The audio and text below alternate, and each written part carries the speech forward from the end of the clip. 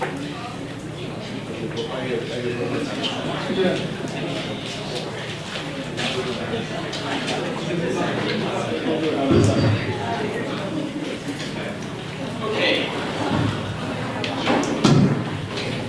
Okay.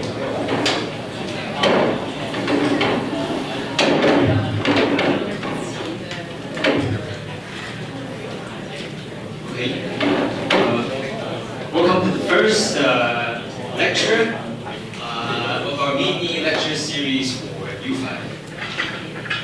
So today we're very grateful to have Professor Wong from the Department of Social Work here with us to give our first lecture that is very highly connected to our theme for the semester. And just a brief introduction. Professor Wong's research focuses on social policies relating to poverty, deprivation, social exclusion, and homelessness in Hong Kong.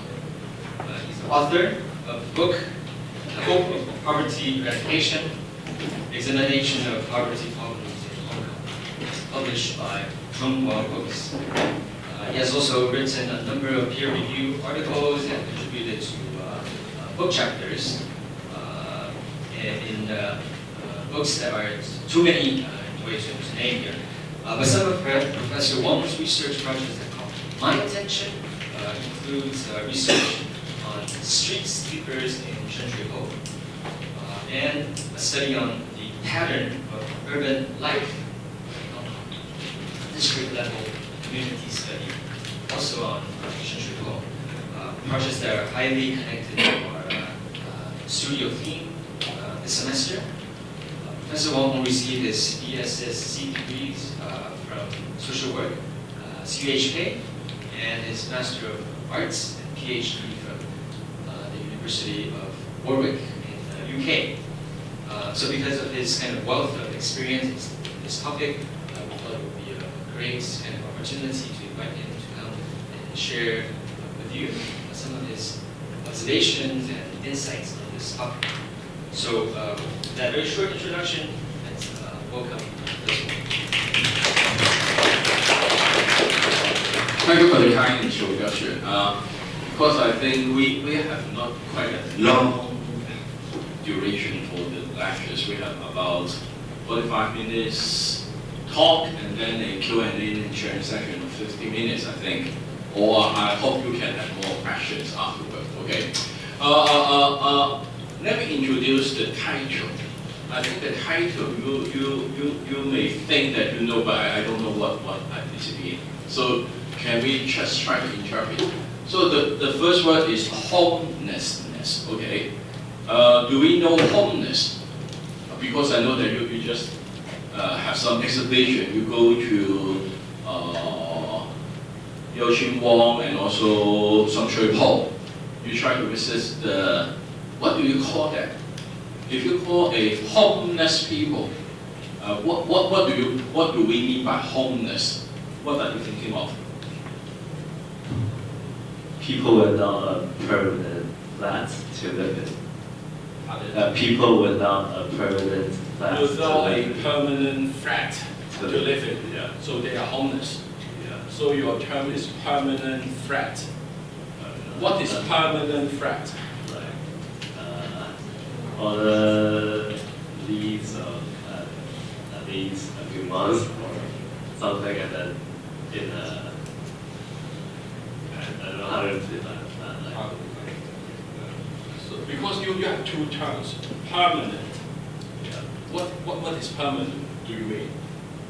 Like, If I live in a corridor or stairs, someone living in the Yonghua Gate, they live in the car park, in the stairs. It is a quote unquote, it's a permanent flat or cell. This is not a common shack flat, but it is a permanent structure. Use the architecture term, it's a permanent structure. But do you think when I live in the corridor or the back stairs in the car park, am I a homeless people? Yes. Yes. So will you change your definition or idea? What is homeless? It is concerned with permanent and also Private. pirate. Private and public. They live in pirate or public. I mean, So I just push you to think about what is homelessness is. So for sure, because the Hong Kong government do not use the term homeless people, okay? They use the term street sleeper, 露宿者. When you term 露宿者, I think it's quite sure. It is they sleep on the street. So they are street sleeper, okay? 露宿 in Cantonese Chinese, I do think anyone can correlate what is it. They sleep in public space. They not live in the private, okay? But most of them live on the street. So the street, or someone is in Yamate, they sleep just not on the street. They sleep on the lorry on the street. Do they become a street sleeper? 佢瞓喺個貨車個斗後邊 ，OK， 咁佢係唔係露宿者？ Do they street sleeper? The government just argued with us that they are not really street sleepers. They are just some laborers. They work for the fruit retail markets, so they do their work, but they do not go back to their home. So they sleep on the lorry what they work. So they said, I don't think they can categorize to be a street sleepers. They just sleep on the lorry, and this is the workplace. So many workers, just like in the catering industry, they may sleep in the restaurant or some we call the hostel. So they are not really street sleepers. You don't want to count that in. You just boast the figures of street sleepers.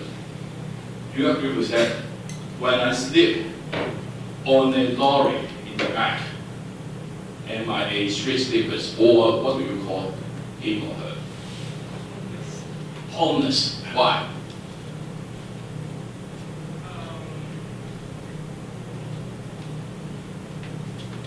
Because they don't have a flat to. They don't have a flat. Okay. You are architecture student, so you are thinking about flat. I will just push you. When I don't use the term street sleepers, just like the government thinking. They think about a shelter. They think about the flat. They think about, in Chinese, 四埲牆一個屋頂. They think if I live in some kind of a quote-unquote shelter, they are not street sleepers. I will say, sorry, no. So why the social work and why we do some kind of works? When we do street sleepers work, I concerned with this problem since 2000, so we do quite a lot of work. But for the government's sake, they think that what's the problem is that they do not have a flat. They do not have a home. So what is the main target of the social workers do is try to get them a shelter, get them a temporary shelter, and then try to rehouse them, okay? Most popular is to the subdivided flat, again, okay? So move them to then they become not sleep on the streets. So quote-unquote, it is the KPI, key indicators of the performance. But we know that though the social workers do quite a lot of things, it's quite hard to motivate them to find a job, to find a flat, and rebuild their social life again. We're successful some, okay? But after some months, or some is 1 or 2 years again, we find that they relapse. What time of them? So we find them on the street, push them back, 上樓, okay, find a flat for them, but in 2 or 3 years time, we find him on the street again. So we just feel very frustrated. We do quite a lot of things, feel motivated. But once again, we find him on the street again. So they relapse. So this makes me think about what is the problem of that? Do I just give them a flat or give them a job that can solve the problem? Okay. So also we think about that in I would say in Europe and also in US, they try to use the term homeless people rather than use the street sleepers concept to name this kind. So not just street sleepers. So the second type is now very famous or very common in Hong Kong is the night refugees. So some people, I will not say they sleep, they sit in the 24 hours McDonald's, okay? So what do you think? Why they go to the McDonald's and sit at daylight from 12 to 6 or 7 early morning? What are they doing there? Why they do that? They're trying to take shelter. Try to take shelter. So what kind of people of them? Do they have their own flat or something to accommodate? Maybe. So try to go to find some in the jungle, in some shui po. I think about now, I just do a research in some shui po. When we find about maybe 1/4 or 1/5 of those street sleepers are not on the street. They are in the McDonald's.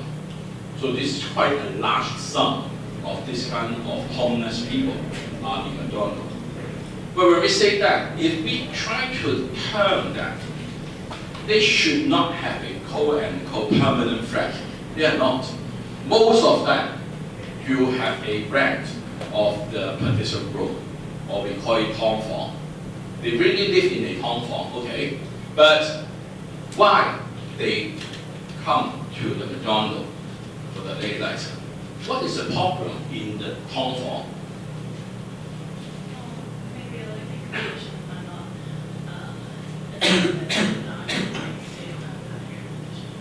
They don't have the air condition, so it is about the heat or temperature in the partition room, okay? So when they go to McDonald's, they can enjoy the air condition. But have you go to McDonald's? How about the temperature? It's really low in the late light for Wei Long. You need to take a coat rather than just like that. You cannot sleep in that. So do you enjoy the temperature there? The most important things when I ask this refugees, they say that what kind of problem they cause you, they cannot sleep in their own flat because they can open the air condition, okay? If they have money, they can pay the electric. The temperature is not a real problem if they can pay, okay? But they prefer to come down. Why? I would say in your own flat it is more secured. In the McDonald's, they don't put belongings with that. They just bring a small bag, okay? Maybe the purse, the ID card. That is, they do not bring many monies or personal belongings into the McDonald's. But they are quite clean, okay? Not those mental illness, homeless people carry quite a lot of bags, poles, and those will be staying in the park or on the street. But for refugees, they don't take belongings. So it is not a problem of the security. It is a problem of, I would say, public hygiene or health. It is the bugs or sun, 跳蚤 or 跳蚤, okay? This is the bugs who bite them. Now in some shui-po in Yomade, I heard someone is now, the bugs is coming into CHK. Some hostel, you find bugs, 跳蚤. This bugs just bite you with many, you know the thing, it's very itchy. You can't sleep afterward. They just bite you. I just collect some bugs to be when I go to this one of the petition room. It's the women just sleep is a look asshole. Too sorry. And every night, say after she switch off the light, the bugs just didn't come on. They just carry a small bottle of that food. Just go to the bottom of the upper back and then use the bottle to collect those bugs. And so me about it, this is just the product of 2 weeks. It's that thick with this bottle. So you think, what's the problem? You have a flat, you have a permanent flat, but you can't sleep.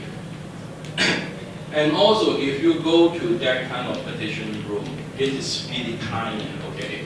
It is, you cannot move, you cannot interact with others, you just want to sleep at that.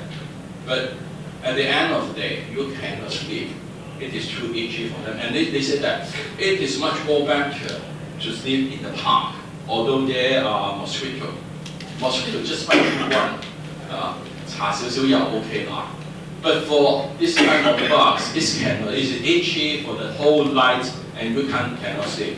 So they prefer go to the McDonald's, just sit there, and then they can fall asleep 3 or 4 hours, but then go back to the petition room to take a shower and go to work.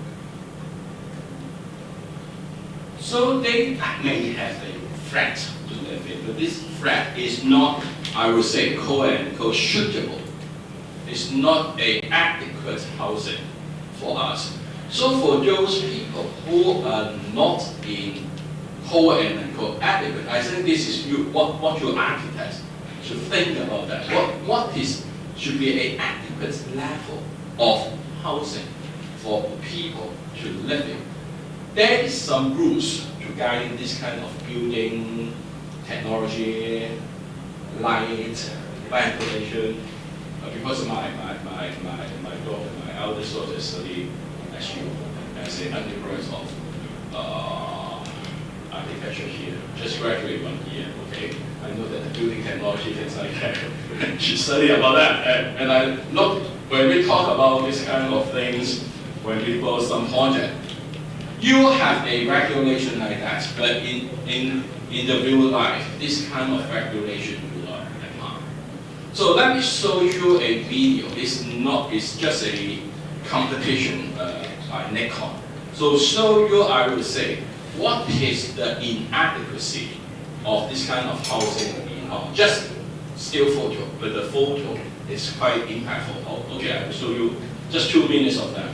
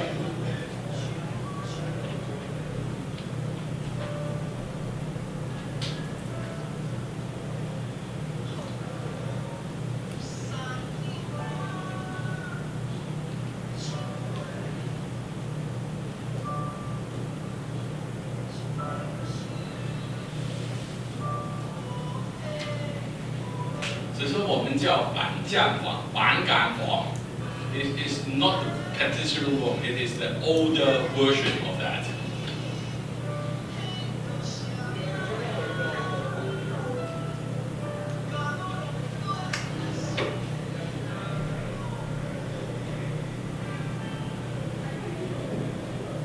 Discussion with the landlord. Quite wealthy, okay.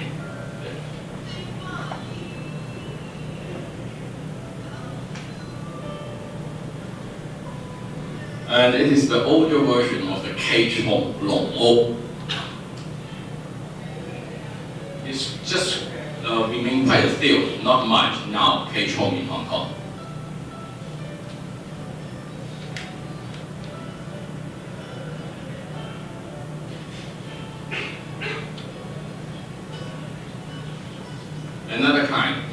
rooftop 天台屋。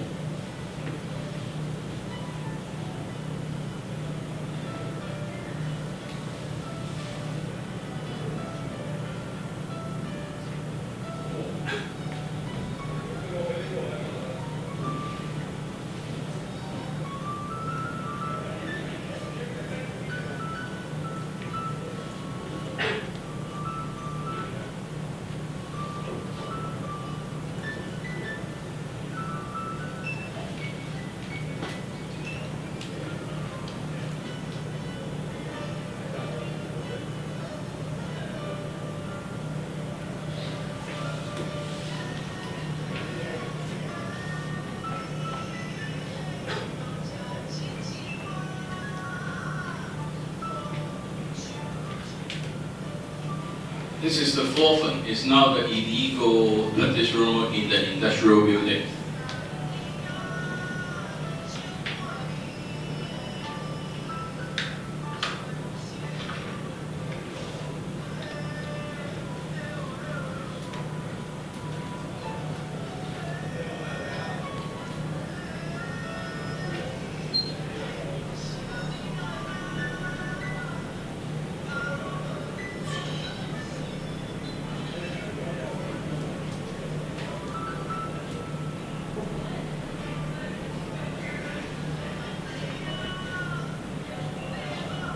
So this is 尖沙咀, just out of the cultural center, 文化中心。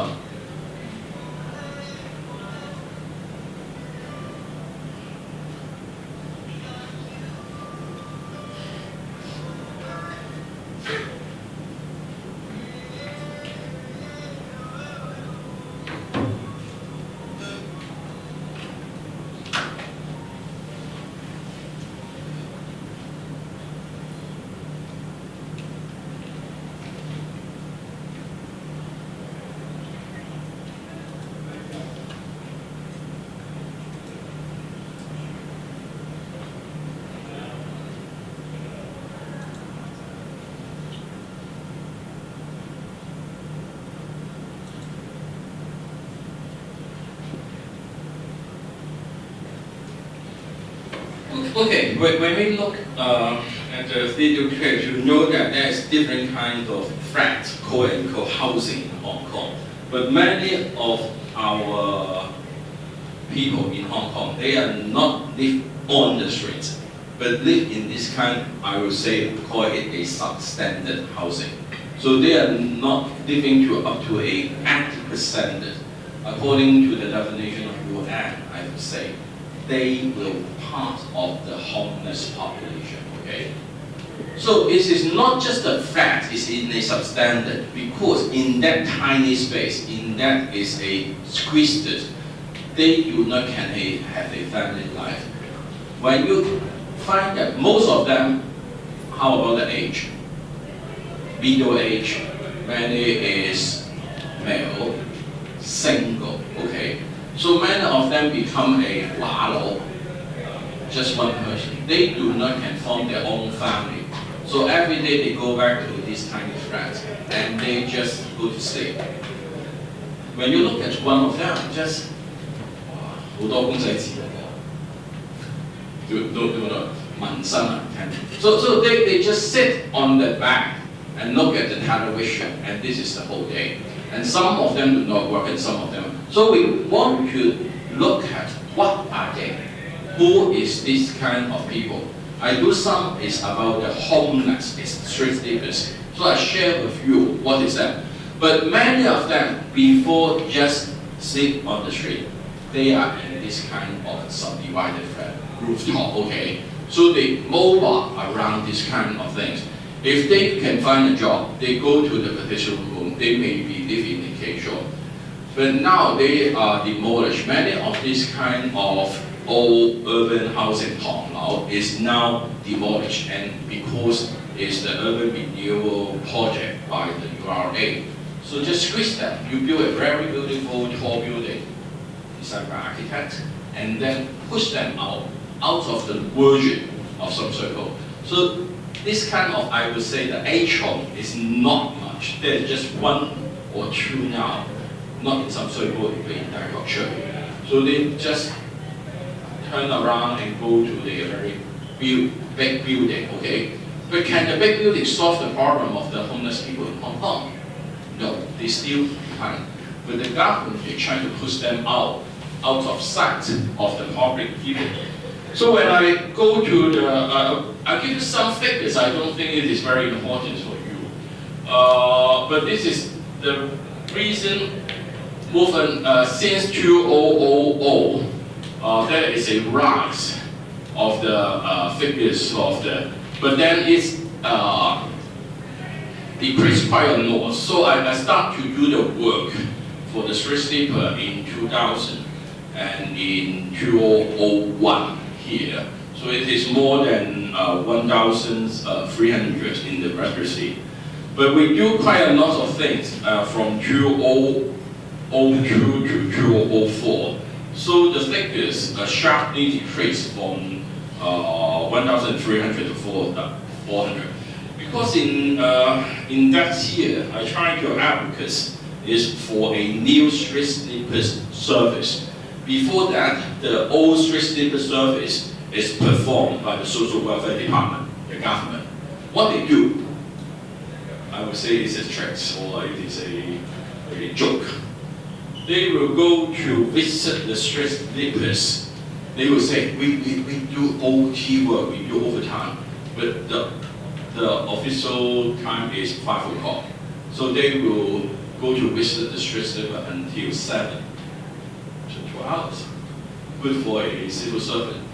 But when we go to visit the street sleepers in 2000, we call it the late light street sleepers because they are not the old one, they are not the mental illness, they are not the drugs abuser, they are just ordinary people because they become unemployed. They cannot pay the rent. So I would call them new homeless people. They are economic homeless. So they just no money to pay the rent, they just live in the park. So when do they go back to the location when they sleep is 11 o'clock at night, okay, not night, it's just 1 hour before the midnight because this is not so noisy, this is not so crowded on the street, so they can take. And it is also a norm, just like the case in the cultural center, okay? You can go there to sleep, you and me, okay? But you should be after the show time. The show will be end by 10 p.m. So you can go there to sleep at 11. But you need to clean your location before 6 in the early morning. Because in 6 there someone used it as a park to do some kind of exercise. So this is a norms or a regulation by the guards, safety guards and the homeless people. They can use that, but you should make clean on that. Or your paper board. And this is, they will store them in some places. And every night they will break them out and there's the construction of the shelter. Okay, this is cardboard for them. But they go there in just 11 o'clock when you just end your visit in 7 o'clock. You never can visit them, okay? So we propose a new late service outreach team for doing this kind of street sleeper tours. And also I advocate this is by the non-government organizations, NGOs, but not by the government as a team. So in that time, I think Carrie Lam, the CE now, is the director of the Social Welfare Department. I tried to grasp her and to see that, because they argue with us that, oh, there's, we don't have homeless people, but we have homeless people, but this is their problem, that's their choice, they're living. And they don't know, if they receive the CSSA, the Zhongwen, they can rent a flat. So if they really want to end their homeless life, the government is already have a support and policy from them. So this is the idea, and because if I give you the CSSA, you have the rent allowance, you can go to rent a flat. So this is not the government idea that you need to sleep on the street. But this is your choice. You don't apply for CSSA. So what can the government do? I would say sorry about that. It is not the real world. The real world is that if you receive CSSA, you cannot receive the rent allowance in advance. Have you go to rent a flat before? No, because you are still living with your parents. If you go there, you know, it's now, for this low rent housing, you need 3 months of rent, okay? 1 month is the rent, 1 month is the, you pay it in advance, and the third month is a kind of deposit, okay? So you need 3 months to rent the flat, put up the money. But for the CSSA, they just give you is a reimbursement base. You pay the rent first, get the justification, and then ask for the money from the government. How I can, if I am a street sleeper, I am a homeless and an unemployed person, how can I get the 3-month rent to pay in advance to get the flat? So this is ridiculous. I say, no, Cabinet say, no, we have some training for our receptionists in the Social Security Service. They will use their discretion power to give somehow to these street sleepers. I say, no. I say, no, they cannot receive any kind of discretion. They just say that there will be no deposits, there will be no, you should give us the rent. I say, so you should change your policy of your CSSA. Otherwise, this kind of homeless people receive CSSA cannot get a rent. I say, okay, don't argue with me. I just put you to the I say, you randomly pick one. I ask him or her to say, can they get this kind of CSSA support for the rent deposit? So I luckily picked 3. 2 of them have applied for CSSA, and 2 of them 100% say no. So this push her that you government officers do not understand the real life, do not understand the street difference. So she think that we push them and change them to think about what kind of service do we want to provide to the street sleeper. So we successfully that we need some money for them to not pay the rent first, but pay the fee for them to search for the job. For the lunch, they can have, because they cannot find jobs when they find cash job. Just go to the delivery for food, because they can get cash every day, or they cannot survive, they cannot have food.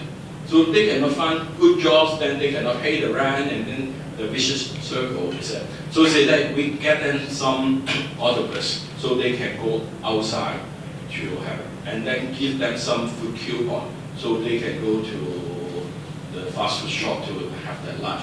So for the first month after that, then they can get an average pay. Then they can go back to their normal life. So this is a long story, but it's quite successful. New service, new idea. We say it's a short-term intervention because they just drop off from their home to the streets just a few months. They have high motivation to change.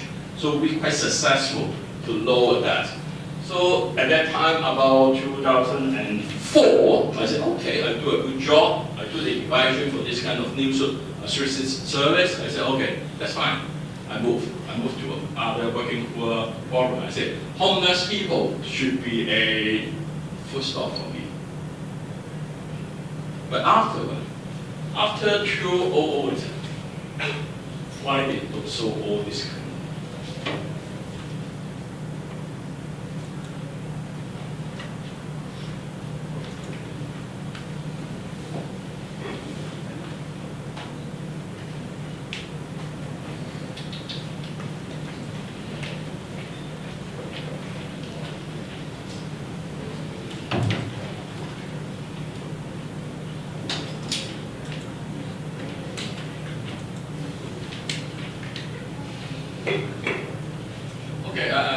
because it don't show all the full screen.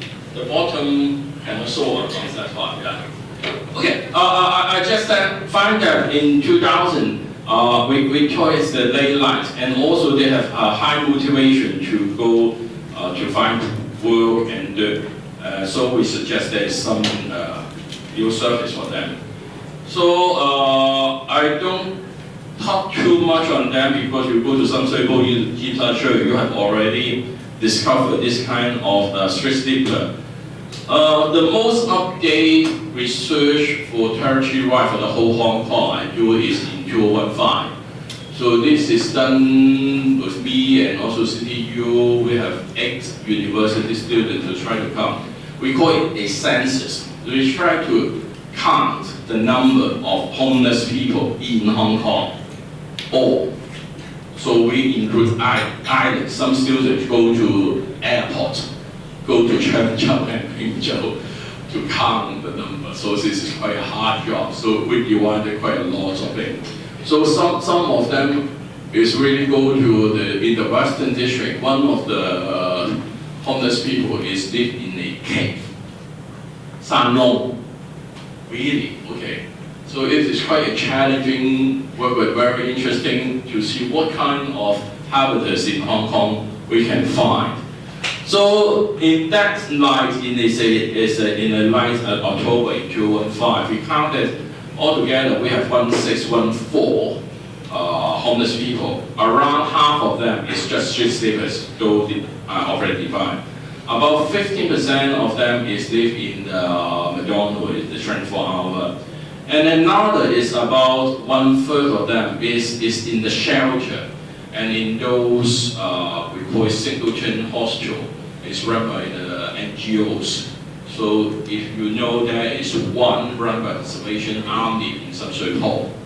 It's like a student hostel, I would say, okay? Not bad, low cost, but it still is a temporary shelter. You can just live in there by 12 months. You need to go outside for your long-term kind of things like that. Okay, according to that, most of them are men, 92%, about just 75% of them are women. But this figures is still alarmingly larger than the past. In my old day in 2000, I think for female, it's just less than 3%, or sometimes it's 2%.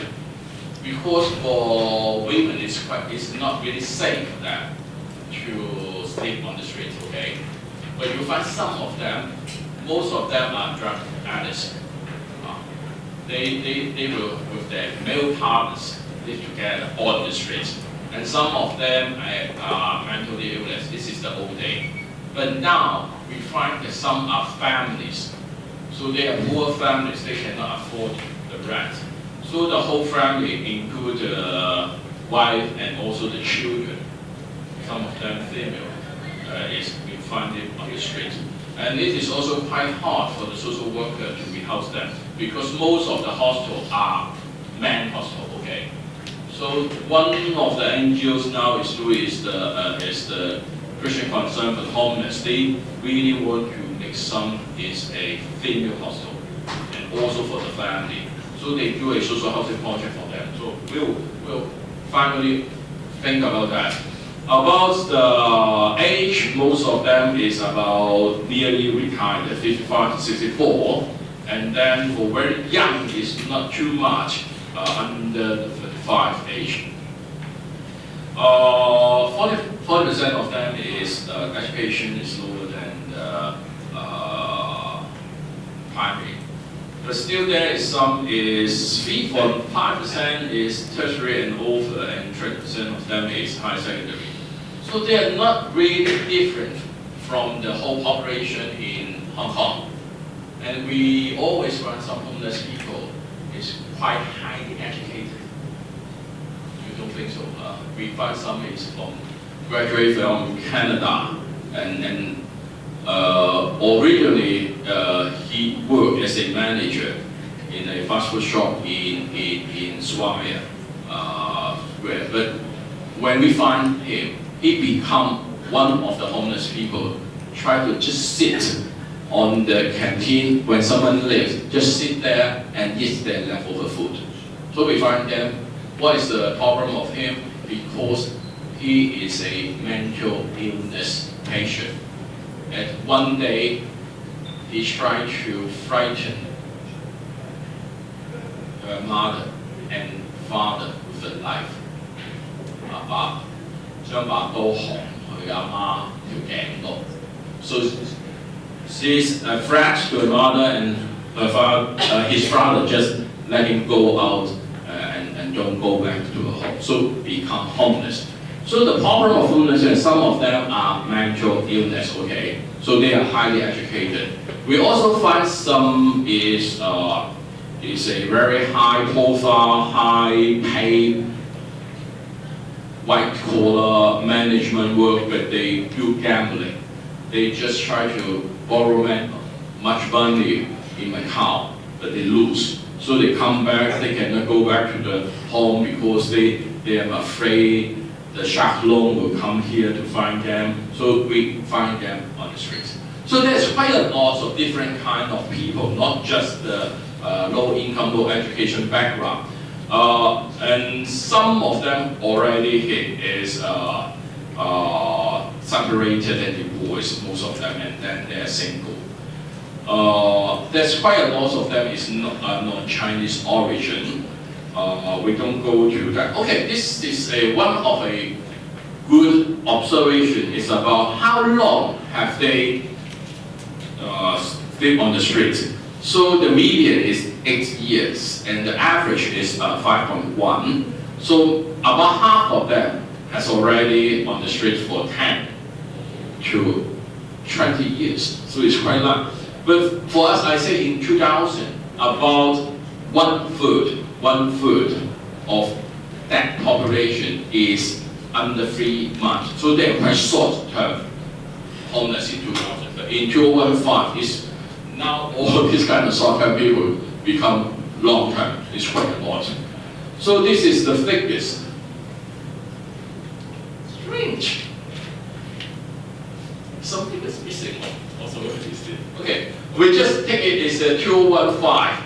It's the biggest of a 213. We also do it. So the median of years is rising from 3.9 to 5.1, and also this kind of month of median durations from 30 to 96. So it's quite a lot. So now, homeless is not a short-term problem. Homeless is now turned to a quite longer duration, 5 years, okay, median. So half of the people longer than that, and half of the people is shorter than that.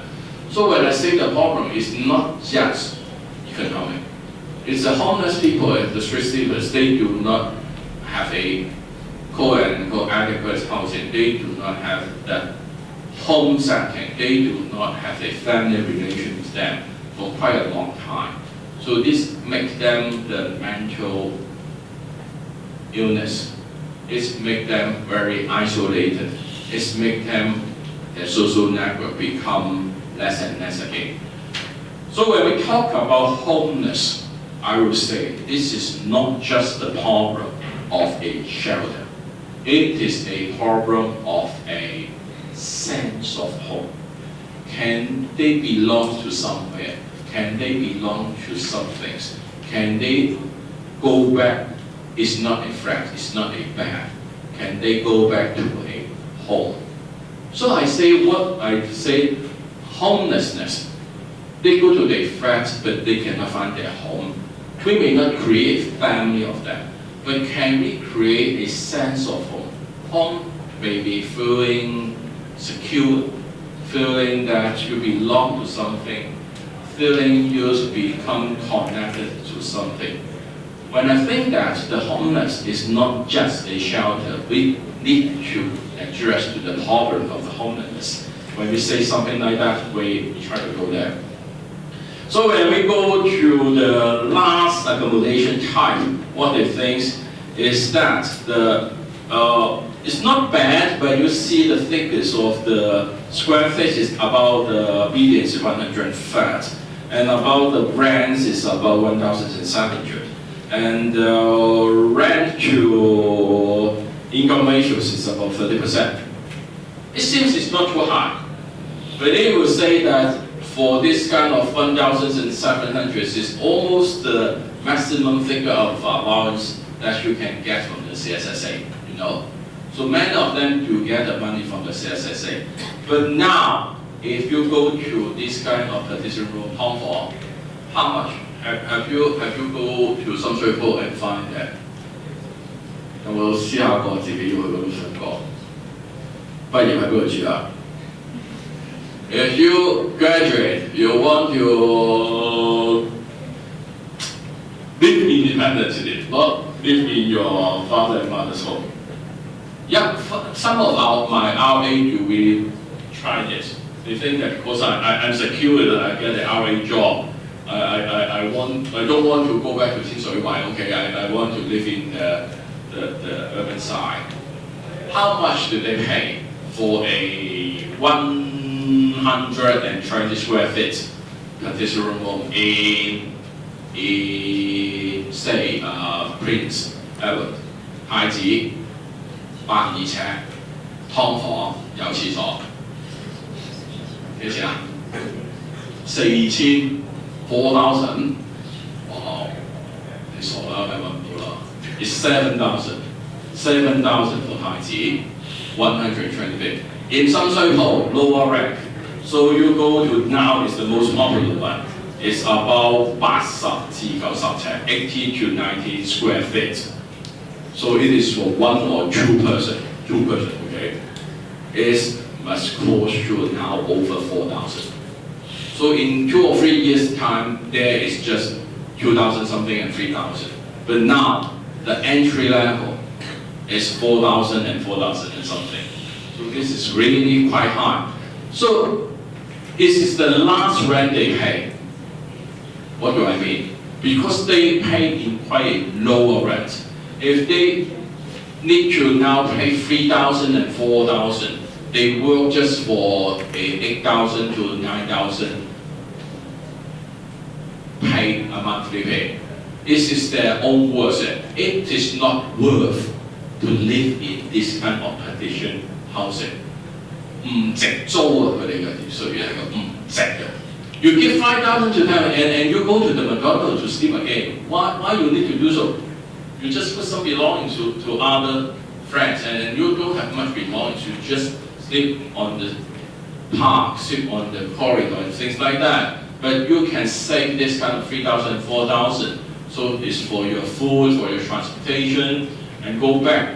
And many of them, we are another one, we just check. About 1/3 of them maybe originally had a family. And many of them you will have some home in some Chun or 天水圍. So what is the most important reasons for they to move is the rent is too high. It is not affordable. 42% of them name this question. It's not on the environment problem that make them to move because if this is poor condition, they still want to rent it, but they don't affordable and it's too high for them. So how they can? What is the affordable rent when they think? They can only affordable to about 2,000 and 2,200 something. So it is a little bit much more than the median. Okay. So if the rent level is rising too high, it's over that's their expectation, or they can affordable. They don't really can find any place to go. So just stuck on the street. It's like that. Okay. How many of them have been rehousing? 58% of this kind of homeless youth have already go back, go to the website some friends, and 60% of them is going to this kind of petition room, and many of them relapse again because it's still again is the rent, because it's the rent. They become unemployed, they cannot pay the rent, about 1/3 of them. And another is this is your concern or my concern is that about 1/4 of them is they cannot friendly making with their 同屋. Because in this kind of cage home in this kind of particular room, you share the toilet, you share the kitchen. So you make quite a lot of conflict between them. So they make them cannot make friends with others, this kind of neighbors. So how can we design some flats that you can have some kind of privacy and you to go to do some work of them, then you go to the work. So I do not go back to the details of those. If you want to look at the McDonald, the methodologies, we try to ask them and try to do an analysis of that. So 56 of them you receive CSSA, and 44% of them they think they do have work. And what is the problem? And because it still is the rent is too high, they move around and they use them. And when you go find the gender, it's higher ratio of the female is going to the McDonald because they feel safer than living in the park or the open area. So this is, the duration of them is they are shorter duration because about 1/6 of them is so this. So when we go to the problem is this is the homeless. They can move to the shelter is 1 to 3 months they will stay, and then for the singleton hostel they can move to a 6 month long. But what is the next step? After 3 months, after 6 months, 9 months, in nowadays we do not have a proper provision by the NGOs who provide that. So they must go back to the private market to rent. And the rent is much more higher than the NGOs shelter. So they cannot afford to go and then they become homeless again. So this is why we call them relapse situation. Wow, I overrun quite a lot. So we go, I think, I don't go to the affordable thing. I think you should listen to your lecturer quite a lot of that. I just try to think about that. What can we do? I ask this question. So you have some kind of a practice is a social housing. So you learn about there's a social housing project by the Hong Kong Social Service, and we do have a groups with this kind of service provider doing the street sleeper service. So we together want to make some impact. But I don't want to introduce their efforts. I want to introduce 1 or 2 projects. That is the architecture student do with me. And it is a unsuccessful story. So we do quite a lot of preparation work, but we cannot move forward, okay? I want you to learn something when we do this kind of project. We do some hard, we do want to use your professional ideas and also expertise to contribute, but we face many kind of barriers. I just want to share with you some kind of these barriers. One of the one project I do with them is a house in a house. Why is this? We want to that is many buildings is abandoned when they want to do the renewal work. Many of them has been vacant for 5 years, 10 years, but they still need to wait. So we want to use this kind of vacant urban area to try to rehouse some of the people, the homeless people. We want to do it. So we want to think about that. When I do this project, I go to visit is one of the shelter provide what I call is the Christian concern for the homeless. It's for the women. It's mainly for the women homeless people to go there. So they share a old urban housing. It's donated by the URA, okay? But when I ask them, what is the cost for, it is just for a 3 years period, they can be renovated for it. But for just one 700 square feet old housing, the cost for renovated is about 300,000 Hong Kong dollar. When you just divided it by 36 months, so it is quite a high cost for them. 萬幾蚊你話貴又唔係得，but it is quite a lot of money for the NGOs. But after 3 years, you can look, this will be demolished again. Okay, so I just thinking, can we use some kind of a building material? It is reusable, and because many of this old urban housing, it is a problem. Is the concrete that's falling out? I will show you some. So can we have many of these kind of problems, the concrete and also the leakage of the water? Can we use some knowledge from the architecture, use some reusable, movable material? So just like the Lego, we just do some partition of that, and then for some safety and also hygiene, then we can reuse the design, the module, the structure like that, and move it to a new house again for another series of residents to come in. So we try to think about that and explore the possibility of doing that. So the first is the targets. We should find some kind of these kind of families. So we have some participants. It's just mainly it is from the architectural studies. So finally we create architectural studies student. We have 2 teams. Well, one of them is doing this kind of that. So we asked some consultancy for different people. One of them is Wallace Chair. He's teaching here. So he tried to say that, can we think about of using this kind of material? What is this?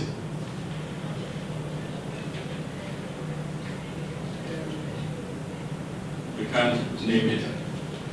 It is the garden house, because you go to the Alibaba and do some kind of search. So this is the storage or the partition, and you can lock it and then cover, then become a storage in your garden.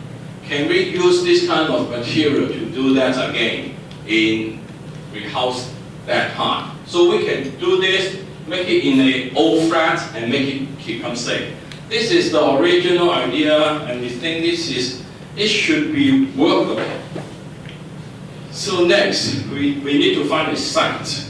The site is the most difficult part for this kind of social housing project. We go to the site. I just one day, one funder come to me and say that I just already buy the old housing, and it is really nice because there is a rooftop. We can do this kind of activities, family gathering, BBQ for that. So I can buy the house and I can rent to NGOs in very low price, so they can do the management of the hostel. But this one is because he hear me, I want to use some this kind of renovation work, and this is very poor condition.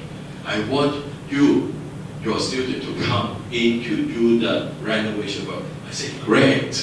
When I do go to the rooftop, it's quite nice, okay? It's quite nice. You can have many gathering and activities here, music, things like that, okay, like in New York. But when you go inside,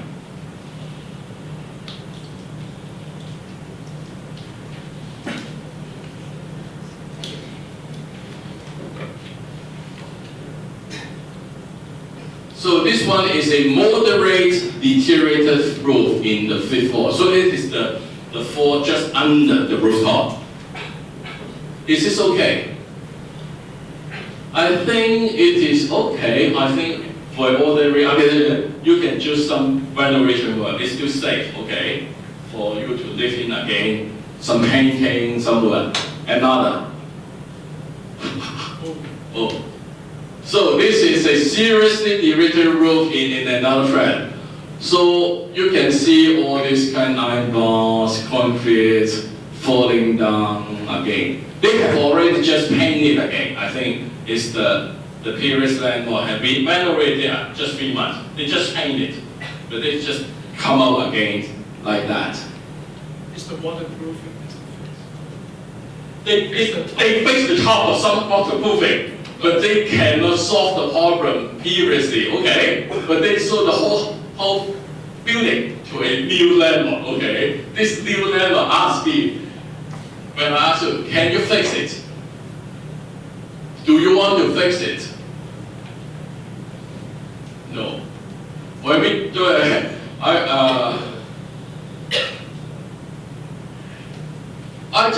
when I look at this, I just say, it is safe to let my student to do the design, not the building work. Okay, we can do the design and ask the builders, the workers, construction workers to do the work.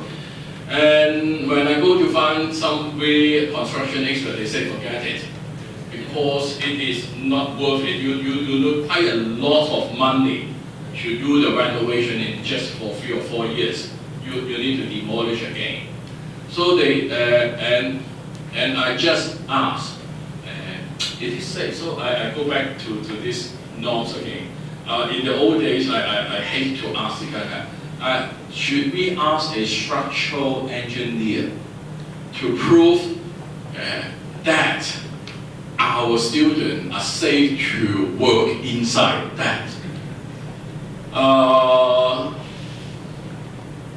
The funder just look at me, because you want to renovate this as a safety place, but now you demand me to pay money to ask the structural engineer to make it safe to enter it. This is a little bit ridiculous. I know that. I say, okay, but I say as a teacher, I must be responsible to my students. If they have some accident for that, what can I do? So, okay, he said, finally he said yes. I will ask the structural engineer to come to send me a proof to do the project. But then the next time is the NGOs. The NGOs say that when they look at this kind of situation, they say that if there is some more accident arise when we manage, who should be responsible? What do you think? Who should be responsible for the safety of the tenants? The owner. Yes, the NGOs say it should be the owners. I just manage for you, so you are the owners. So we will not have the responsibility, because we just an NGO, we don't have the money. So your owners, you should have all these kind of liabilities, or you go to buy some kind of interest. The funder just look at us again, okay? So I just want to do some charity. I just make you a welfare rent for just $1 for the buildings. So we want to give a very affordable rental housing to the poor people, to the ethnic minority. I don't get any profits from that. But you just do the management, you do the allocation, but you don't want to do anything. So it's just stuck on this part for many negotiation and things like that. After 3 months, we just heard that this project has gone to an end because this funder is a lawyer and accountant himself, and also some kind of a good investor, okay, in real estate. He finds some loophole or some problem in the lease, because it's the old owners have not a very clear is the property right. He's trying to pay kite and get back all his deposit. Okay, he don't have anything to lose. But now we lose a project, we lose a site to this kind of work, and it is the one we almost have the opportunity to start. But when you know that I find a funder, I find a site, but we don't have the atmosphere, we don't still have the expertise. Because when I talk to the construction industry, they say, We can, I think another project is like this, because we want the ethnic minorities to live inside this kind of flats. They just said, we can train the ethnic minorities to do this kind of renovation, but it's not doing the building. You 打針啊, they just do some kind of injection of that foam and then make all the leak again and do it. The material is not expensive, 1,000 or 2,000 per flat, but the labor cost is expensive. So if we can train the ethnic minority who will live in the house and who do their labor jobs, try to renovate their own housing and also can do renovation for other housing, it may be a good social business. It may be a good social enterprise. Where we just stay on that because we need a site. We need some kind of that, some innovation and also investor to do it. It's quite a lot of money. We are talking 30 million, something like that, in a 6-story, because it's the whole building, it's not just one flat. It's by the whole buildings and the whole floor to do a project. But we don't successful to do that, is one of that. So I give you another project. Okay, another project is by the same funder. This is his own idea. So he is trying to think. It's not for the homeless people, but it's for the elderly. Because many elderly people do live in this kind of old urban housing. Okay, they may be the landlord there. Although you see the landlord there, they sleep in the same floor as the tenants there. Tiny house, poor condition. So if they sell their old housing, they can buy a much more bigger house in new terraces. Then they can improve their housing and try to make more friend. We call it our aging friendly village, Luanqu. The concept is that we try to also recruit some architectural study students here. We try to go to the new terraces, and the requirement by the funder is that you go to find a flat in the new terrace is a thing of less than 4 million. Then we do the petition rule, like the government. Try to petition the 700 square feet into 2 flats. Then we resell to the elderly. So it should be in the first floor of the home like that, and then it will become affordable, safe environment. And we also do some design. It's the open space. What is the open space? They can have some gathering, some maybe for cleaning.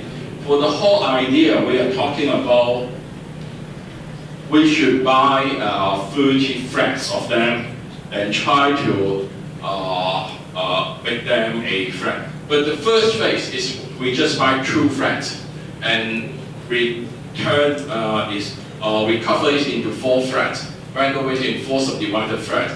And so this is to prove the policy, business, and technical viability of this idea. So the funder agreed to give us 10 million. 10 million. Quite a lot of money to buy 2 flats.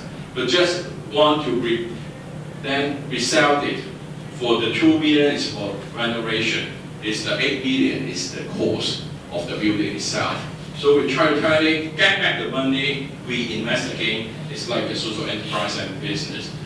But it's quite hard. I go to new terraces for, I would say we do the site search for more than 7 months. It is not very easy to find a flat in new terraces now. It's under 4 million. So it's quite far away. 去到粉嶺、石沙頭角、邊味道禁區嗰啲 you can find some, and it's quite far away. But the requirement for the fund is quite strict. There should be a road access to the front door of the flat, so that the elderly can send to hospital by the ambulance. And there should be no steps on that, so you cannot a few steps because they are on wheelchairs. So there should be no step from the road to the front gate of the building. It is really hard for us to find one to fulfill such condition. I find one is in Chun Wan. It is a very nice building, and newly built for five houses altogether. The terrace one is not a detached home, the terrace one. But there is a big steps, okay, before a public car park through that lots of house. We just asked, can we do something about that? So it introduced another project. If we can build some ladder climbers to in this kind of public site, can we use the site, ask this kind of funder to give the money to renovate all this kind of housing? So this is another project. There should be a ladder climbing project. But now but not me, it's the Hong Kong Council Social Service succeeded to run a ladder climbing service. There's one social enterprise now in Hong Kong is doing this kind of ladder climbing. So solve some of problem. But what I want to introduce to you, when you want to solve one problem in Hong Kong for the housing, it is not an easy way to go. Many kind of this kind of land problem. Because if you want to buy this kind of a thing, it is really, you get the document, you get the deed, but is this you own it, and then you resell it. If there is some kind of a legal problem, then makes you quite a lot of trouble. And in that time, with just a suitcase, this kind of 套丁係犯法 in some sense. So it is quite hard for you to find land, to find buildings in Hong Kong for you to do all this kind of social housing. Just introduced to just two projects. We have some more projects, but I don't want to figure it out because we may want to have some kind of discussion over there. Just a conclusion on the part. I do some projects of that. But what my thinking is that I'm quite, I would say I'm frustrated. I still feel frustrated because when I say this kind of homeless problem should not be appeared in Hong Kong in the first sense. So it disappeared a little bit, but it appeared again in 2008. But now we have a very good unemployment rate. So they are not unemployed people. They are just the working poor people. So now the problem is not the people themselves. It's not they do not want to work. It's not they are lazy. It's the problem of what? It's the problem is the high rent of this kind of poor quality housings. Although they are poor quality, but the rent is still so high that common people cannot afford them. So this is a policy problem. So we just go to find the policy, alternative, public housing, rent control. We talk about quite a lot of this for more than 10 or 15 years. But that kind of policy change is still very slow. And the government is always say that it is a problem of land. So this is the debate now on the land supply. But for my own observation, and that it is not just if you have land, if you build a flat, who can afford to buy or rent a flat? The government is now doing more is on this kind of subsidized housing rather than the public housing. The new land, the new inclination is do this kind of virtual as rather than the public housing. So I don't think there will be a very quick and fast solution to this kind of affordable housing problem in Hong Kong.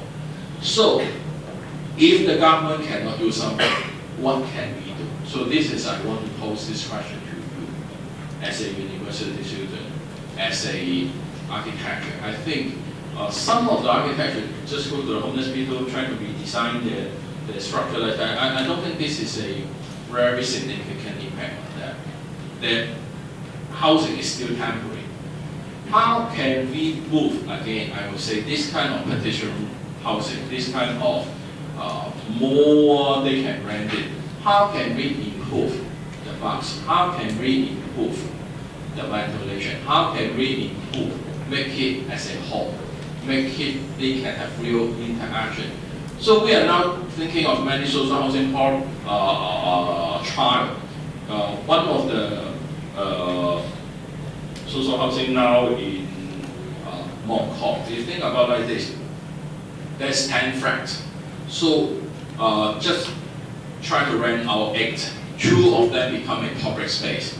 So for the student and the children to meet together, for them there is some gathering space like the living rooms.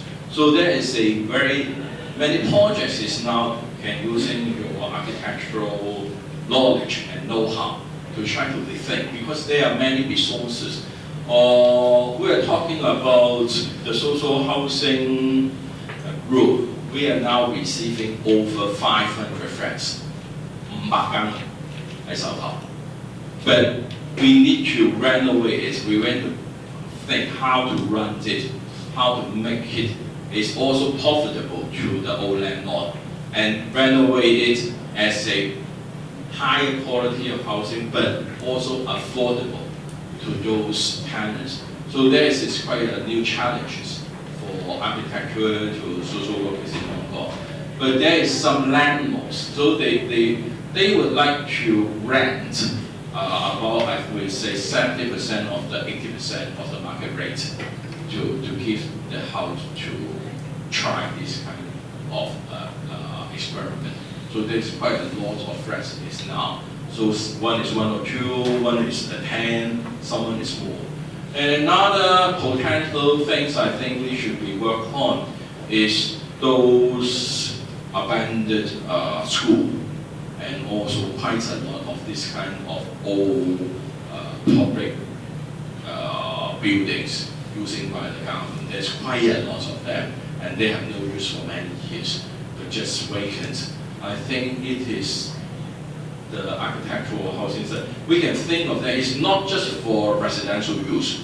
We don't need to change the zone, the city planning. It still can be a community service, but it is a service to the elderly, service to this kind of mental illness patient. There's so many arguments of them to that kind of clinic. So this kind of job, how can we use this kind of vacant buildings and open space to do some kind of residential or social service? We are now doing project. I'm doing a project now is to using the wet market space in those Shui-Po. But I don't want to give the details here. We can talk about this afterward, okay? So I leave the time to the floor, and you can have some question and answer and discussion.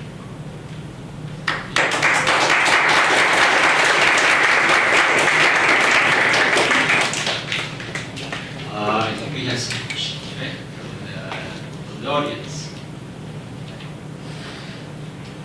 Okay, very good. You have the mic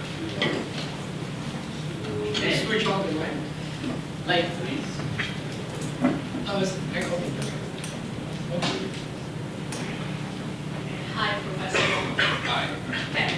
As we read some news about homeless people, we know that there are some they have a strong psychological needs, such as they have a low self-esteem and confidence. So based on your social housing scheme that you just mentioned, are there any positive benefits to their psychological needs other than we just providing a physical habitable space for them? So, do the ordinary housing do have some positive psychological impact on them? Are you talking about, or which kind of housing? I mean, like the comparison between like before you moving on the social housing that you built, are there any improvements of their psychological needs, or how the housing support their psychological needs? Can you hear me? Yeah. Okay. This is a good question. We don't have many impact study on the social housing yet, because the whole social housing just started 3 or 4 months ago. I originally I plan to do one, but I'm not commissioned to do that. But I would say the social worker who run this kind of practice to think about that. So the one in the Kowloon city of Xintong, they think about it is not a threat, this is the community work and the community well-being and connectedness. They're thinking of that to do so. But it's quite strange. It's quite strange. Okay, this kind of social connectedness is treasured by social workers, by we academics. But when you ask the resident, mainly is the single man, you just ask them, do you want to have some kind of a social space, like a sitting room, that you can look into the television, or you can have your dinner. You buy some dinner, but share, but together to eat with others. What do they think? No way lah, 唔使啦，唔好係啦。They like to have a private living space, okay? We don't want to share so many things with others, like the sitting room, like the television. They will say this is where the conflict come from. So we are now for the Christian concern for the homeless. It's a new design. It's like a home talk. It's like a space. It's the high technology home for. When you see the background, it's like a two-story like that. So this is a wood structure, okay? So this is where the box is coming. They now use is the aluminium. So the whole is a aluminium, half the partition, and you can just slide things door. So you climb on the door and just close the door, you become fully covered, okay? But you can also half slide your door, then you can have air is coming in.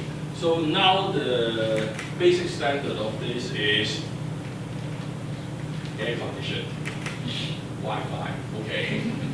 Now it is the standard like that become so you have a very tiny space, a little bit more than a bath, just a little corridor that, but it is quite, is welcomed by the homeless people. They say that they want to stay there for more than 6 months, rather than the old one. Because when you go to the old one, we call it 露宿者之家. When you go to Yamate, the toilet, they say 露宿者之家. What is it? You smell it. You can smell it. Why? Because most of the tenants is drug addicts. So the basic image is that there is a two-story bag, and there's as many bags is on the top of the stories. So they sleep there. And many of them just in this kind of home of the street sleepers is more than 10 years. They don't need to move. They just have their belongings. They come back day by day, month by month, and year by year. So, and you don't, because for some hostels, you need to get a drug test before you move in. You need to have a urine test. You do not take heroin, then you're passed, then you come to the Singleton hostel. But for that kind, some of NGOs do not take those kind of tests. So for the drug addicts, they just stop there.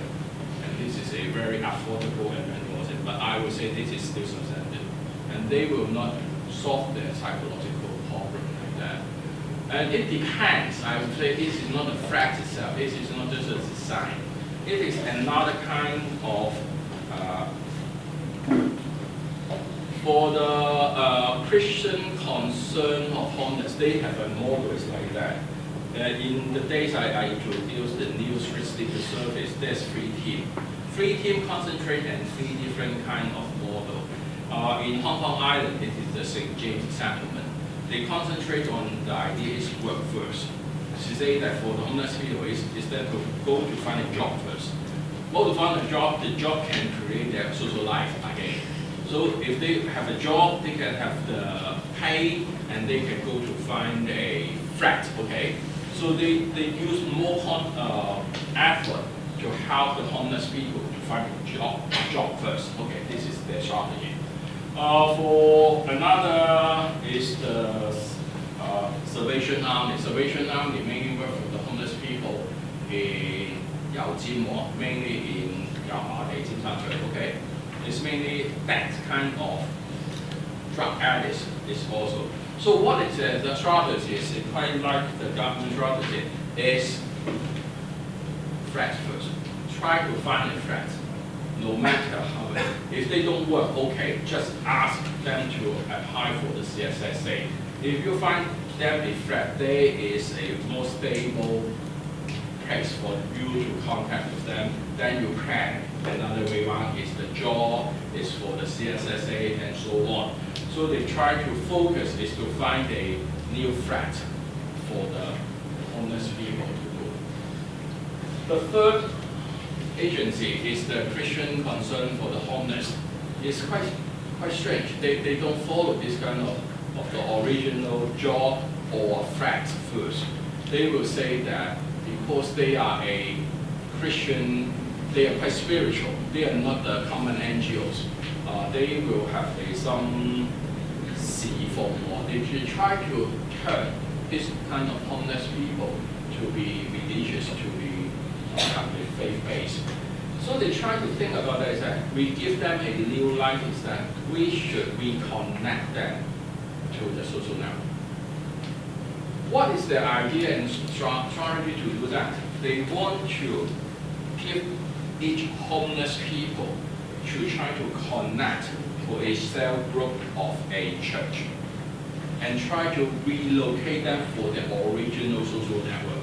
For example, the original homeless people is a drug addict in some circle. I will intentionally relocate him to Wong and try to just find a flat there and also find a church, a cell group for you to rebuild your whole social network there, new friends in Wong like that. Is this good? Is this good for mental health? If you can rebuild your new social life there? Yes, by imagination. It's quite hard. It's quite hard for a church group of a middle class background person to try to integrate this from a very grassroots working class people. Although they have the same faith, it's quite hard for them to mix together. So this kind of trial, maybe for 2 years, we think that this is, the idea is good, but it is not really practical. The church cannot have this kind of resources of expertise. 1 or 2 cell groups may be done, but it's not for many cell groups. They can have this kind of understanding, preparedness to do so. So go back to the old day, then they try to rehouse all them again in some circle again. In some circle, but they build a social center. So they have a social center around in some circle. So every night, every people can come back to that for dinner. And then there is a sitting room for television, and there is group activities, and there is some paid group, so on and so forth. That makes that kind of social life a very intentional one. It's not just a church cell group can do so. But now this is the bonding social capital is good, is that this kind of homeless people can meet again, can encourage each other.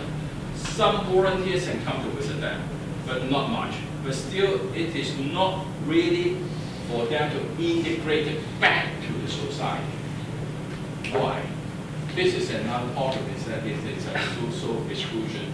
It's the common people may not accept this kind of homeless people to reintegrate with the society. It is that problem, is a social worker problem. How to make the common people, the resident, can accept this kind of drug addicts, this kind of mentally illness patient, this kind of alcoholic, come back to the society.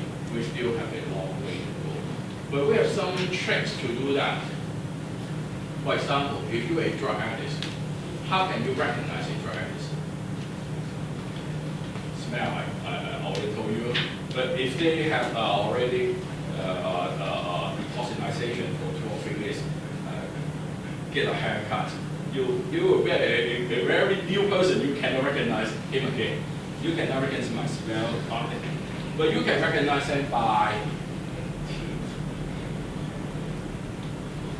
They will lose all their teeth because they take drugs. So if they are just 30 or 40 something, all their teeth has already broken and swollen. Okay. So if they go to find a job, if I'm a skillful employer, I would just say, why your teeth like that? Oh, I need so much switch. So the social workers is trying to do is we provide them a dental care service. It's a affordable dental care to build all their okay, so that make them more easily to integrate it back to the society. So you know that when you think a problem, it identify quite a lot. You find some more resources to do part of it, and then there's many things for us to do that. Thank you. Maybe in the interest of time, maybe we take one more question. How about I ask them? Okay.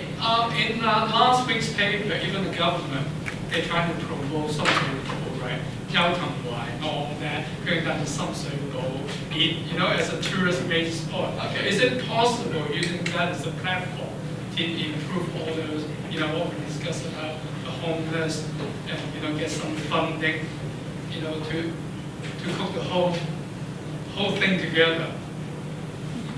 Would that be a way of, you know, pushing the government to inject more funding into it?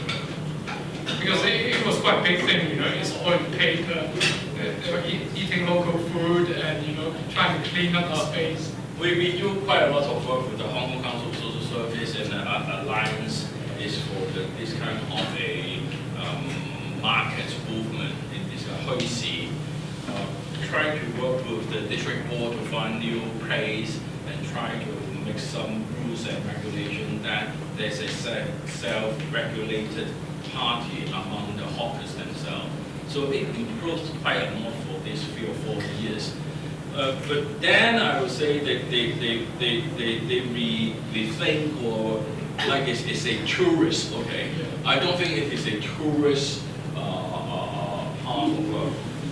When we go to the late night market, or the Tin Gong, it's the homeless people living in Tongzhou Gai.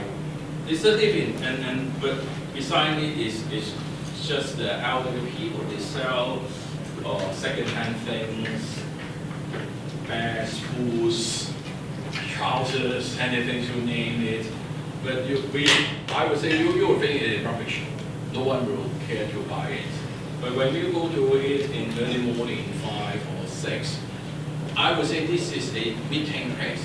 It is some kind of a social gathering. The money is not the most important thing. It is not the shopping, but it's that kind of a social gathering.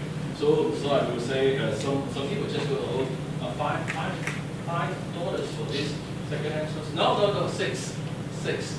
Then they negotiate quite a lot for 10 minutes, just for $1 or $2.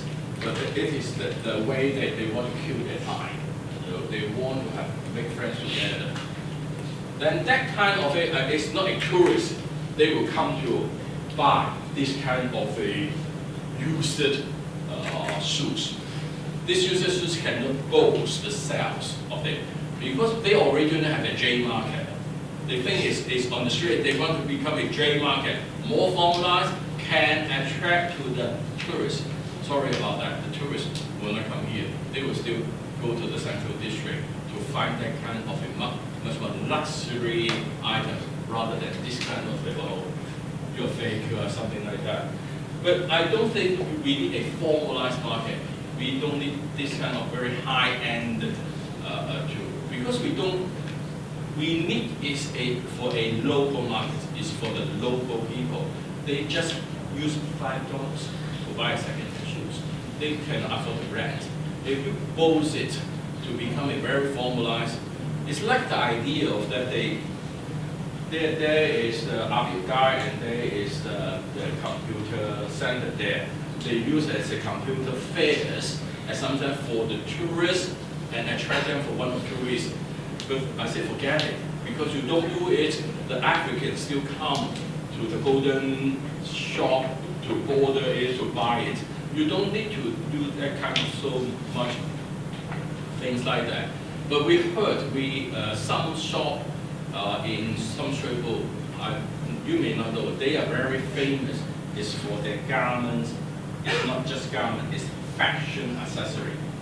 I just go to some small shop and talk with the owners and to become a good friends of it. But every 1 or 2 years I go back to find him and say their business drop and drop and drop because the rent is so high. They cannot afford to have a shop on the street. They move to the 2nd floor and then no business coming again.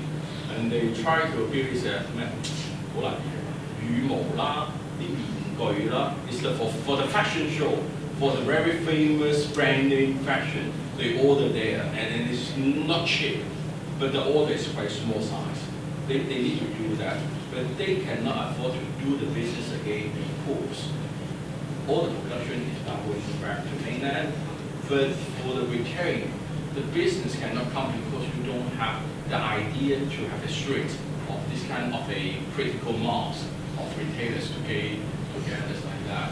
So it becomes loose and loose and loose. And they said, can you ask the government to find a place for us to do this, and we can have organize some kind of a workshop to retain the talents of the manufacturing workers or the factory workers, to show that we still have this very skillful hand to do all this kind of work. It's quite hard. The URA now have a project just next to the Dongchao Street. They give a 5-floor public space. We'll be doing for this kind of, for the fashion designing center. They now try to commission to the design institute like the Deputy Council. So there is another big space there already. What can we do? How can we do that?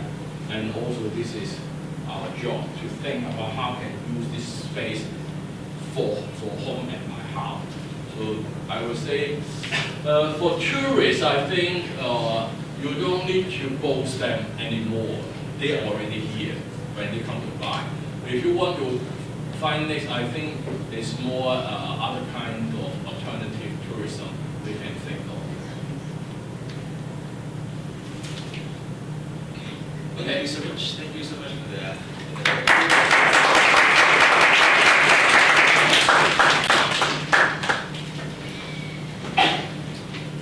So we take a 30 minutes regrouping, and for those who haven't finished pinning up, then we'll come back to look at